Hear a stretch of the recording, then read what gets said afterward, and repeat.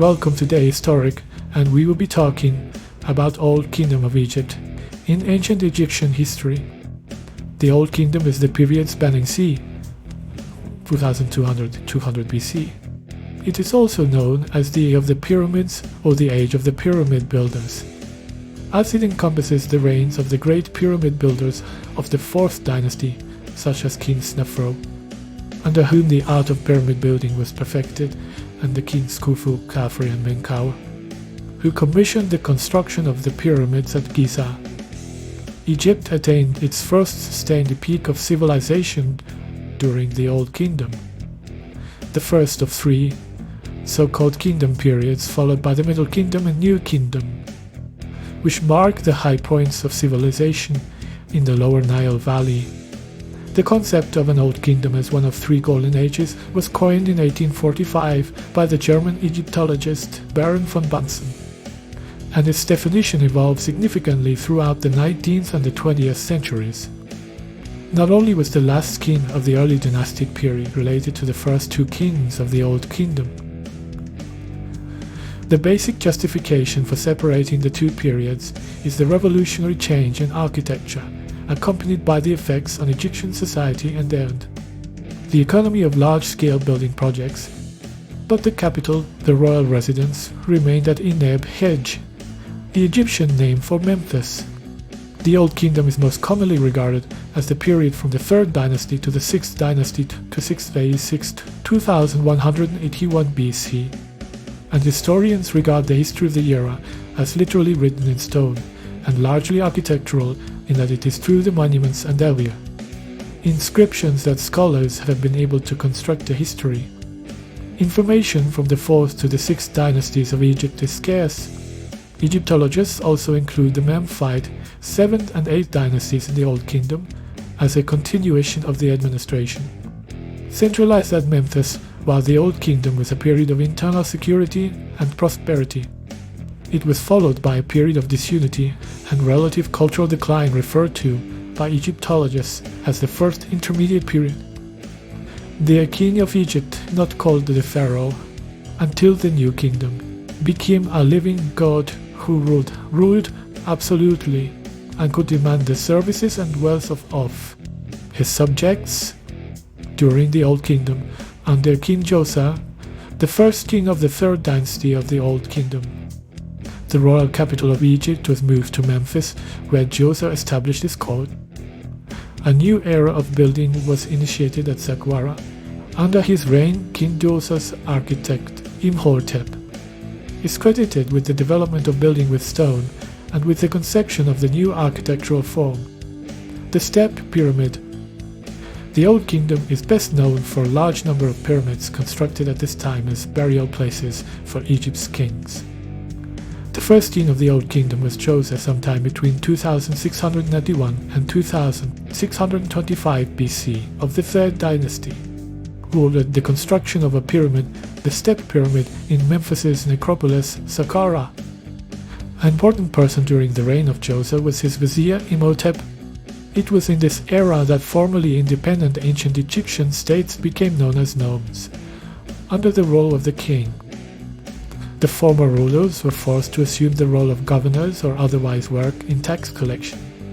Egyptians in this era believed the king to be the incarnation of Horus, linking the human and spiritual worlds.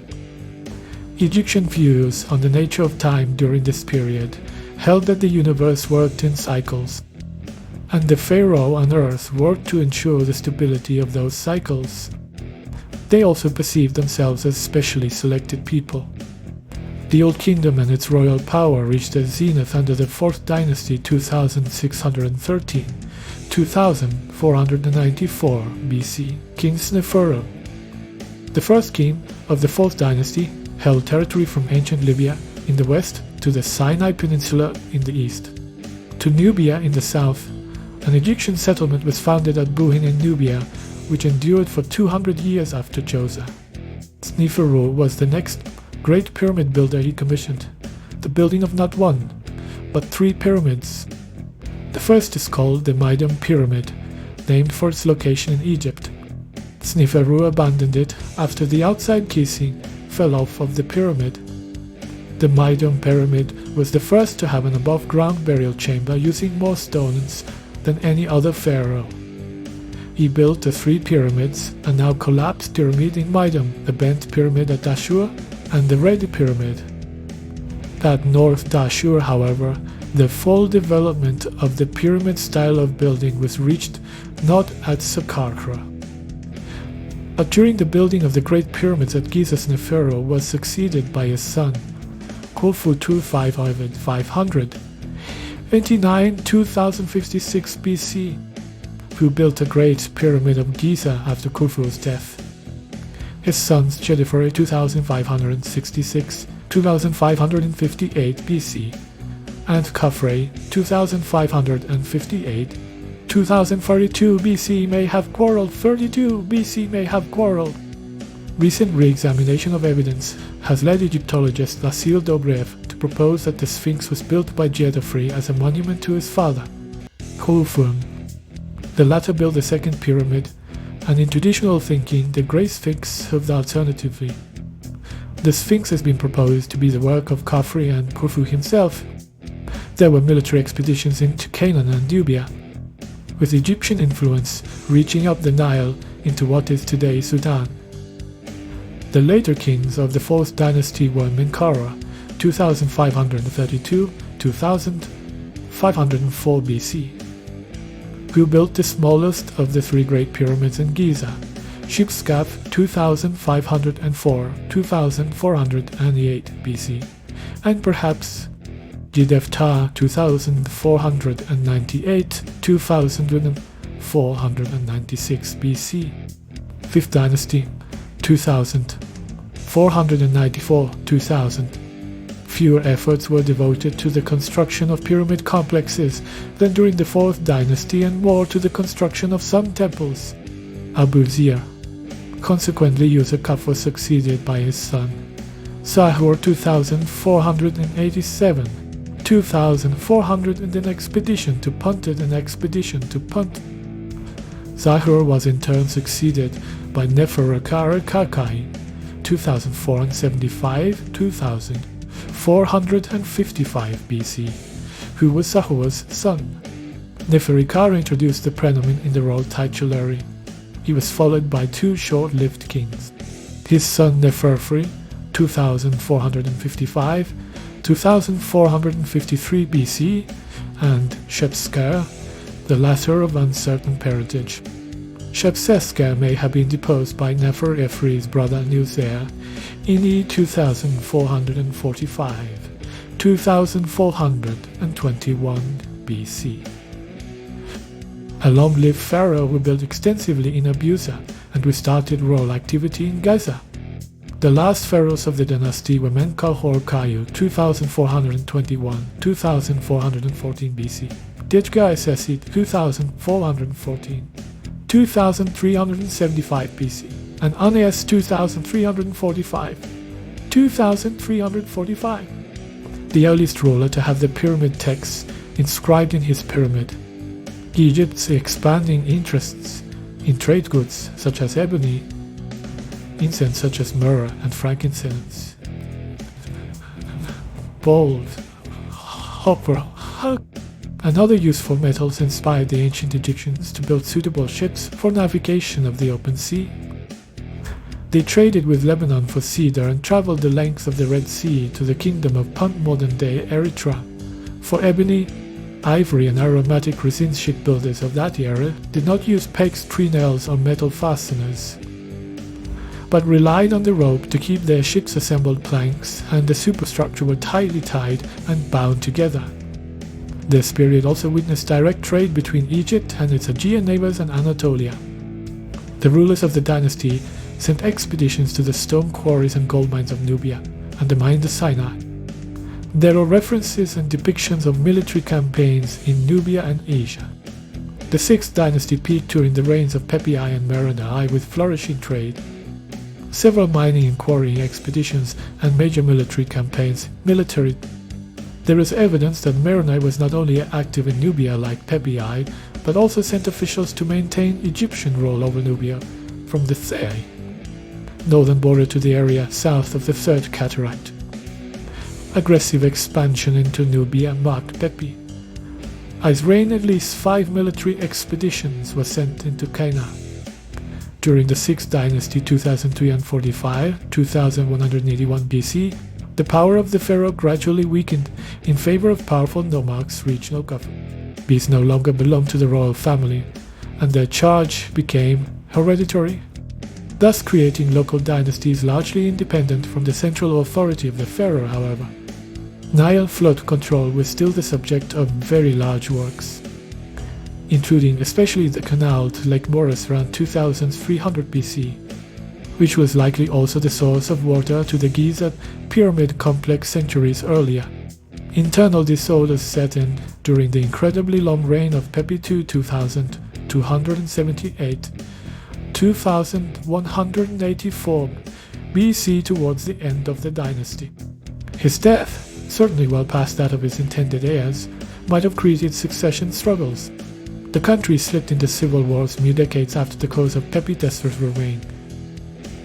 The final blow was the 22nd century BC drought in the region that resulted in a drastic drop in precipitation.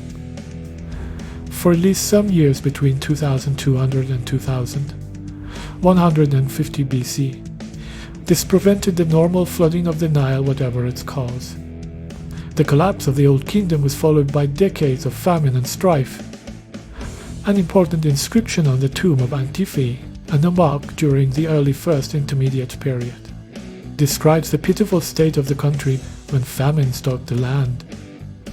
The most defining feature of ancient Egyptian art is its function, as that was the entire purpose of creation. Art was not made for enjoyment in the strictest sense, but rather served a role of some kind in Egyptian religion and ideology. This fact manifests itself in the artistic style, even as it evolved over the dynasties.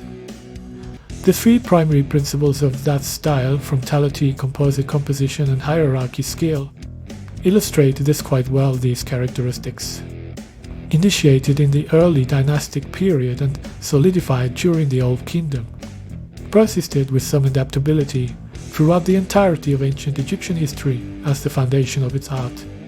Frontality, the first principle, indicates that art was viewed directly from the front. One was meant to approach a piece as they would a living individual, for it was meant to be a place of manifestation. The act of interaction would bring forth the divine entity represented in the artist. It was therefore imperative that whoever was represented be as identifiable as possible. The guidelines developed in the Old Kingdom and the later grid system developed in Middle Kingdom ensured that art was axial, symmetrical, proportional, and most importantly reproducible, and therefore recognizable composite composition. The second principle also contributes to the goal of identification. Multiple perspectives were used in order to ensure that the onlooker could determine precisely what they saw. Though Egyptian art almost always includes descriptive text, literacy rates were not high, so the art gave another method for communicating the same information. One of the best examples of composite composition is the human form in most two-dimensional relief. The head, legs, and feet are seen in profile, while the torso faces directly front. Another common example is an aerial view of a building or location. The third principle, the hierarchy of scale, illustrates relative importance in society. The larger the figure, the more important the individual. The king is usually the largest. Aside from deities, the similarity in size equated to similarity in position, however.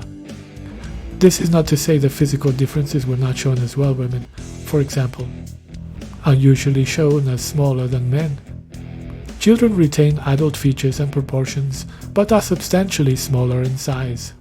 Aside from the three primary conventions, there are several characteristics that can help date a piece to a particular time frame. Proportions of the human figure are one of the most distinctive, as they vary between kingdoms. Old Kingdom male figures have characteristically broad shoulders and a long torso with obvious musculature. On the other hand, females are narrower in the shoulders and waist, with longer legs and a shorter torso, however. In the 6th dynasty, the male figures lose their muscularity and their shoulders narrow. The eyes also tend to get much larger in order to help maintain the consistency of these proportions. The Egyptians used a series of 8 guidelines to divide the body. They occurred at the following locations: the top of the head, the hairline, the base of the neck, the underarms, the tip of the elbow or the bottom of the rib cage, the top of the thigh at the bottom of the buttocks, the knee, and the middle of the lower leg from the soles of the feet to the hairline was also divided into thirds. 1/3 between the soles and the knee, another third between the knee and the elbow, and the final third from the elbow to the hairline. The broad shoulders that appeared in the 5th dynasty constituted roughly that 1/3 length as well.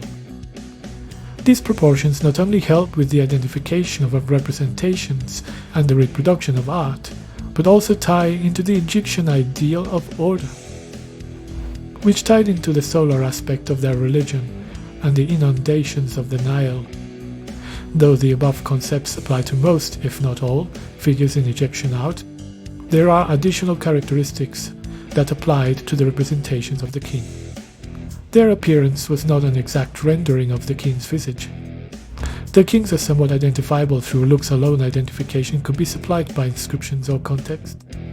A huge, more important part of a king's portrayal was about the idea of the office of kingship, which would depend on the time period. The Old Kingdom was considered a golden age for Egypt, a grandiose height to which all future kingdoms aspired. As such, the king was portrayed as young and vital, with features that agreed with the standards of beauty of the time. The musculature seen in male figures was also applied to kings and royal right. The Jubilee Run, which was established during the Old Kingdom, involved the king running around a group of markers that symbolized the geographic borders of Egypt. This was meant to be a demonstration of the king's physical vigor, which determined his capacity to continue his reign. This idea of kingly youth and strength were pervasive in the Old Kingdom, and thus shown in the art. The sculpture was a major product of the Old Kingdom. The position of the figures in this period was mostly limited to sitting or standing, either with feet together or in the striding pose. Group statues of the king with either gods or family members. Typically his wife and children were also common. It was not just the subject of sculpture that was important, but also the material. The use of hard stone, such as nice grey white schist and granite, was relatively common in the Old Kingdom. The color of the stone had a great deal of symbolism and was chosen deliberately. 4 colors were distinguished in the ancient Egyptian language: black, green, red, and white. Black was associated with Egypt due to the color of the soil after the Nile flood, green with vegetation and rebirth, red with the sun and its regenerative cycle, and white with purity. The statue of Menkora with Hathor and Anput is an example of a typical Old Kingdom sculpture. The 3 figures display frontality and axiality, while fitting with the proportions of this time period. The grey wak came from the eastern desert in Egypt and is therefore associated with rebirth and the rising of the sun in the east. Thanks for watching the video. See you next time.